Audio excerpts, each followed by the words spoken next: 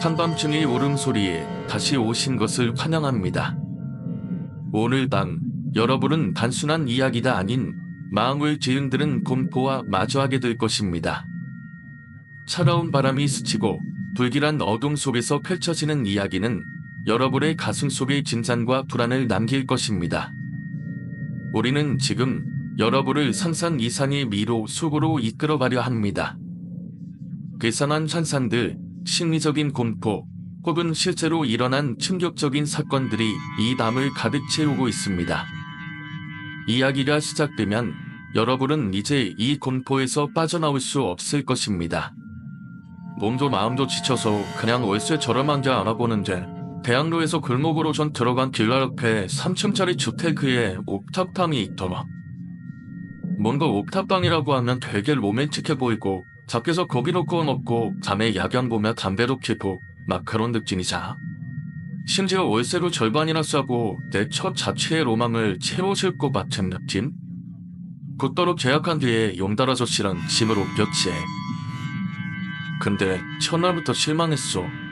그때가 겨울인데 옥상이니 너무 춥고 짐도 덜 틀어서 여기저기 박스 널브러져 있고 아무리 분필이라지만 밤에 뻥 뚫린 옥상에 있으니 누가 올라올까봐 소리에 예민해지고 하여튼 되게 실망하면서 잠들었던 것 같아.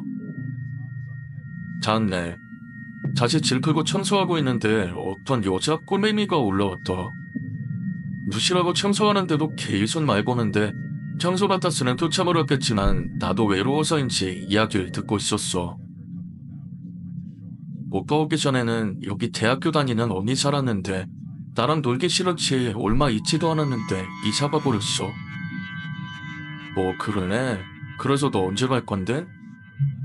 아무튼 그렇게 이야기 좀 하다가 내려보내고 밖에서 친구랑 놀다 밤에 돌아왔어. 근데 뭔가 되게 씁쓸하더라. 로망이고 나발이고 시설 좋은 길라는 좋은데 괜히 동력탄 아끼겠다고 난방도 제대로 안 되고 무슨 골목에서도 한참 들어와야 되는 이런 곳을 골랐는지.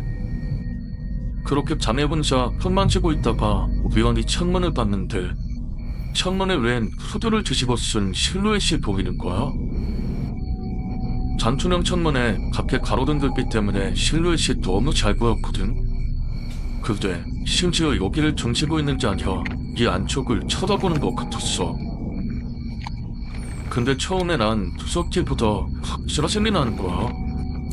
왜 선반촌에 옥상에 올라와서 저러고 있는 건지 그냥 우리 집 밑에 사는 사람인가 보다 했던 것 같아. 그래서 저기요 하고 그러니까 말도 없고 반응도 없고 뭐 그냥 안 보는 별칠이라는 생각으로 몸을 뒤집었는데 그때부터 이상하게 무서운 거야.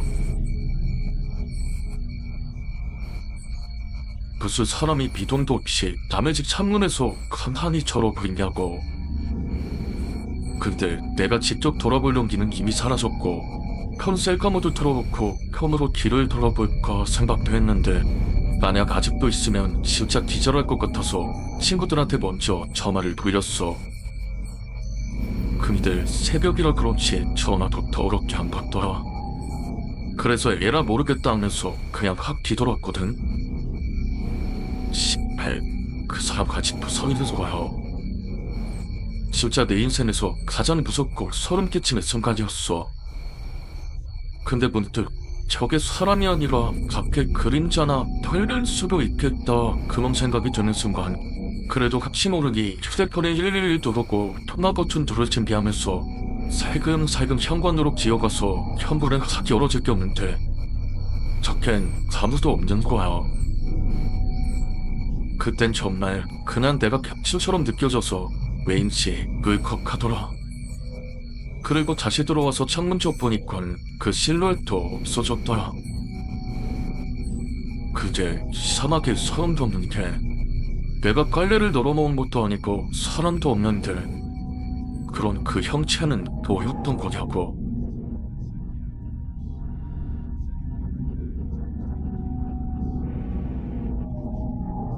아무튼 무서워서 계속 친구들한테 연락하다가 연락되자마자 지금 와달라고 술 사준다고 대신 하루만 집에서 자라고 부탁했어. 자임이 술 좋아하는 친구가 댕크 먹겠다고 했고 그렇게 친구 불러서 같이 집에서 술 먹고 노는데 옆에 친구가 있어서 그런지 귀신 나오면 나 갓 두들겨 팰 수 있을 것 같고 용기 버프 제대로 받아서 하나도 안 무섭더라. 그렇게 밤늦게까지 술 먹고 이런저런 이야기하고 그러다 바로 그 자리에서 이불 펴고 잠에 들었지. 그렇게 한참 자고 있는데 누가 창문을 두드리더라. 실금 돌아보니 어제 본 그 하두. 순간 내가 지급하고 옆에 있는 친구를 막 흔들어 깨웠는데 생각해보니 난 잠에 들었었고 이곳이 꿈이구나 라는 생각이 드는 거야.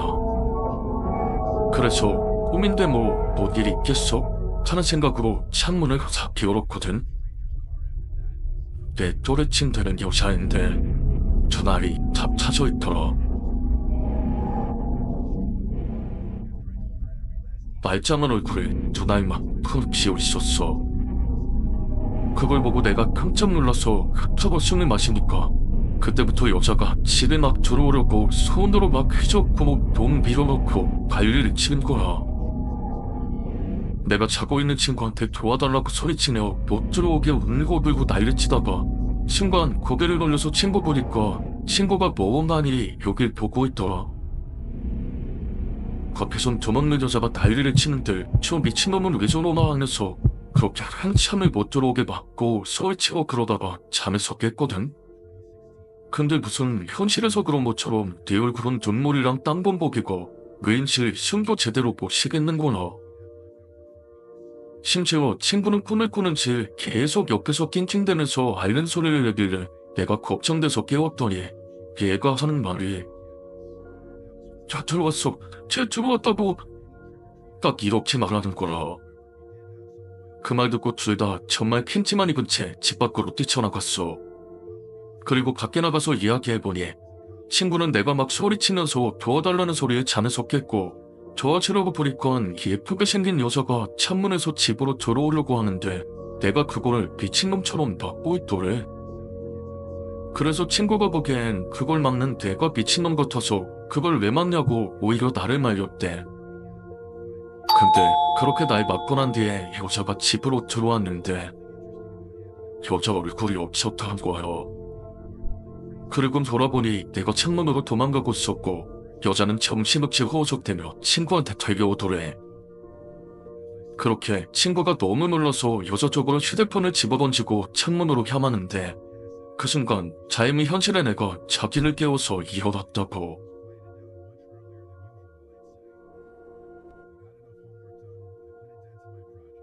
다음날 일어나자마자 친구랑 같이 부동산을 찾아갔어. 아줌마한테 옥탑방에 문제 있냐고 그러니까 아무 문제 없다고 시체 밑에다가 우리가 계속 채근하니까 결국 말했는데 자긴 전자만 남자라서 괜찮을 줄 알았다고. 자세히는 말 못해준다며 석일이랑 복비 다 안 받고 잠으로 옮겨주겠다고 하는 거예요. 나는 의외로 괜찮은 조건 같아서 바로 오케이 하려 그랬는데 옆에 있던 친구가 갑자기 엄청 근엄한 표정으로 그건 당연히 해줘야 하는 거고 사람 속이고 이상한 집을 소개했으니 계산은 확실히 해야 하는 거 아니냐고. 그러면서 자기도 궁금한지 그 집에서 무슨 일이 있었는지 말씀해주면 그냥 조용히 이사 가겠다고 무슨 지네 집처럼 말하더라. 근데 뭐 옆에 있던 나도 궁금한 건 똑같으니 가만히 듣고 있었는데 아줌마가 하는 말이 살인사건이 있었대.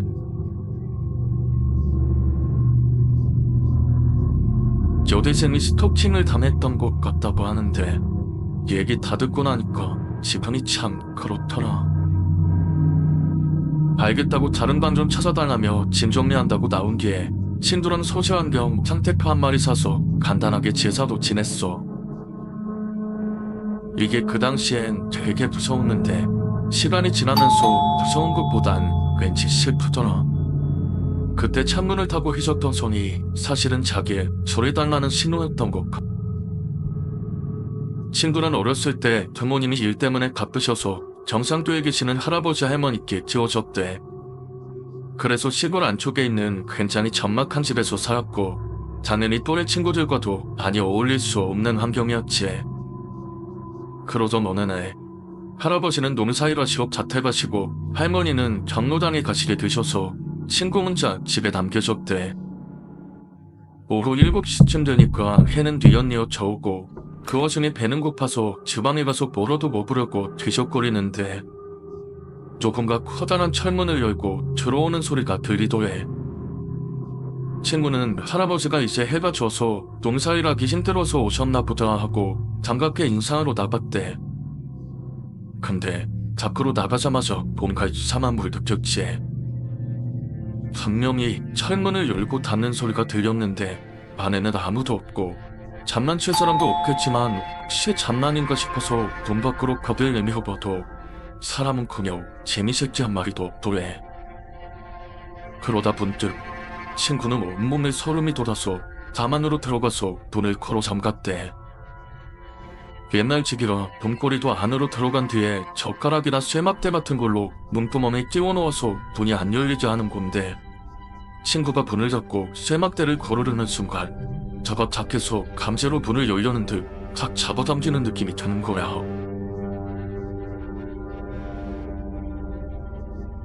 친구는 필사적으로 문을 당겼고 자인이 쇠막대를 끼워 넣어서 문을 잠갔대. 하지만 여전히 밖에 있는 무언가는 계속 문을 흔드는 듯 덜컹거리고 그렇다고 할아버지 할머니와도 다시 연락할 방법이 없어서 친구는 혼자 계속 집 안에서 덜덜 떨고 있었대. 그렇게 1년 갔던 10분 정도가 지나고 다시 한번 대문을 여는 소리가 들리더래. 그리고 정말 사무치도록 그립던 친구의 이름을 부르는 소리가 들리는 거야. 우리 손주 어디 있니? 저녁은 챙겨 먹었고 우리 아가. 친구는 밖에서 들려오는 할아버지의 목소리에 문을 열어 제끼고 곧장 할아버지께 안겼대. 할아버지는 아무런 말도 없이 그런 친구를 보듬어주셨고 친구는 여태 있었던 일을 할아버지께 전부 말씀드리고 엉엉 울다가 얼마 안 있다 할아버지가 이제 잠이 들었대. 그런데 문제는 여기서부터 생긴 거지. 귀신이 친구를 해코지하려다가 실패해서인지 대문을 열고 들어왔던 할아버지를 해코지하기 시작한 거야.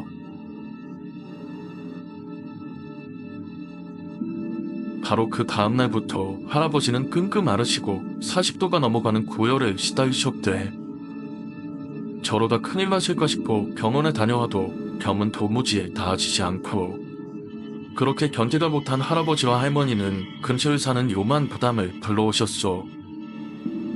할머니는 친구가 겪었던 일들을 모르고 있던 상태였고 그러므로 부담에겐 그냥 할아버지가 크게 아프다고밖에 말하지 못한 상황이었어.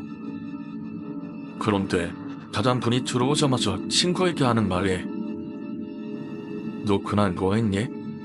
누구랑 있었던 거야? 네가 똑바로 말 안 하면 너희 할아버지 죽어. 얼굴을 보자마자 5개 쏘아대는 부당에게 친구는 그날 있었던 일을 다 말했대. 그러니까 부당이 하는 말에 너 그거랑 말도 했니? 친구는 말은 하지 않았다고 했대. 부당은 그 말을 듣곤 다행이라는 듯 한숨을 쉬며 할머니께 안 좋은 놈이야. 사람을 재미로 괴롭히는 놈이라 많이 힘들지도 모르겠어. 라고 하더래. 그리고는 굿을 준비하러 다녀온다 그러고 부당은 실시간 뒤에 다시 집으로 돌아왔대. 가로 굿한이 벌어지고 친구도 그 굿한을 구경할 수 있었는데 어린 마음에 형형색색 천도 많고 신기한 칼도 있어서 그냥 신기할 뿐이었대. 그렇게 한창 굿한이 진행되는 도중에 할머니는 친구를 가만에 데려다주고 할아버지를 모시고 굿한이 벌어지는 곳으로 나왔대. 할머니 말씀으론 해코지하는 귀신을 몰아내고 혼을 성불하게 해주는 의식이었다는데 부단이 구슬하면서 중간 크기의 칼을 눈을 감고 뒤로 휙 던지니까 그 칼끝이 친구가 있는 방으로 향했다고. 부담은 혼이 쑥 빠진 표정으로 굿을 마무리하고 할머니께 나 혼자만으로는 힘들 것 같고 이틀 뒤에 나보다 더 영험한 불을 모셔올 테니 조금만 참아. 라고 하곤 주섬주섬 도구들을 챙겨서 돌아가더래. 그 전에 부단이 친구를 따로 불러 가져그를 하나 써주고 갔다는데 할아버지 할머니도 모르는 것을 꽁꽁 숨겨두라고 했대. 친구는 그 부적을 벽지를 뜯고 그 안에 잘 숨긴다는 다시 벽지를 감쪽같이 붙였대. 그날 밤 꿈인지 현실인지 기억은 안 난다던데 할아버지 할머니는 주무시고 있고 자기는 왜인지 비몽사몽하며 눈을 떴대. 그런데 그스럭거리는 이상한 소리가 뒤쪽에서 들려와서 뭐지 싶어서 친구가 돌아보니 웬 10살 남짓한 어린 남자애가 단바닥과 잡농 사이를 뒤지면서 어딨어 어딨냐고 라면서 미친놈처럼 바닥을 쓸고 있더라는 거야. 그게 얼마나 무섭던지 친구는 그대로 기절한 건지 잠에 든 건지 그렇게 정신을 잃은 채로 밤이 지나갔대. 그래도 꿈이겠거니 생각했는데 그 다음날 일어나 보니 잡농문이 열려있고 잠하는 누가 뒤진 듯 정신없이 어질러진 쏟다는 거야. 친구는 어젯밤에 있었던 일을 두 분께 말씀드리고 두 분은 그런 친구를 괜찮다며 꼭 안아주셨대. 그날 낮엔 할아버지 할머니 모두 집에 계시면서 친구에게 해코지는 하지 않을까 녹심초사하면서 보냈대. 근데 그날 낮엔 아무런 일도 일어나지 않았대. 그리고 그날 밤 친구는 다시 한번 꿈인지 현실인지 모를 이상한 경험을 하는데 어젯밤에 봤던 남자아이가 저rop을 끓고 양서는 바닥과 벽을 더듬거리며 지나다니더래. 조금 이상한 정이라면 눈이 보이지 않는 곳처럼 맹동했다는 거랄까? 아무튼 친구는 너무 무서워서 자는 척을 하며 여째 실눈을 뜨고 그 아이를 지켜보고 있었는데 바로 그때 친구가 부적을 숨겨놓은 그 벽에서 아이가 움직임을 멈췄대. 순간 흠칫했지만 그 아이는 눈이 안 보이는 듯했고 그래서인지 친구는 무심결에 눈을 크게 뜨고 있었는데 그 아이가 손과 발은 벽에 딱 그치고 몸만 뒤로 180도 돌리며 친구를 보고 씌우고 있는 거야. 여딨네? 그때 친구는 정말 숨이 멎는 기분이었다는데 정작 그 이유가 기억나지 않는데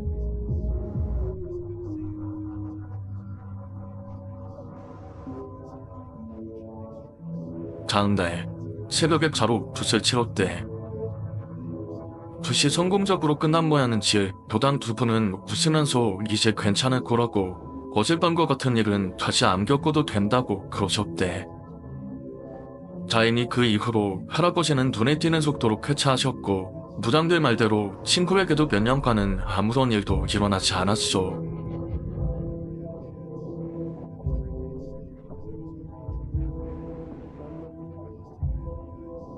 이 이야기는 여기서 끝이야. 실화라는 게 참 그런 것 같아. 소설처럼 명확한 결말이 없달까. 아무튼 친구는 그 이후로 그 아이는 본 적도 없다 그러고 친구네 할아버지도 말짱이 잘 계시니까. 근데 그때의 일의 연장선상인지는 잘 모르겠지만 이 친구가 20살이 되면서 다른 여러 가지 일들을 겪은 게 많아. 이건 그 중에 하나일 뿐이지. 자, 이제 이야기가 끝났습니다. 여러분은 어떤 생각이 드셨나요? 이 이야기는 진짜일까요? 아니면 그저 상상에 불과한 걸까요? 여러분의 생각과 이 이야기에 대한 이론을 댓글로 남겨주세요. 만약 이 영상이 마음에 드셨다면 좋아요와 구독을 눌러주세요. 함께 공포의 여정을 더 많이 나누고 싶으니 댓글로 여러분의 의견도 나누어 주세요. 다음 이야기도 준비되어 있습니다. 여러분을 다시 만나기를 기다리고 있습니다.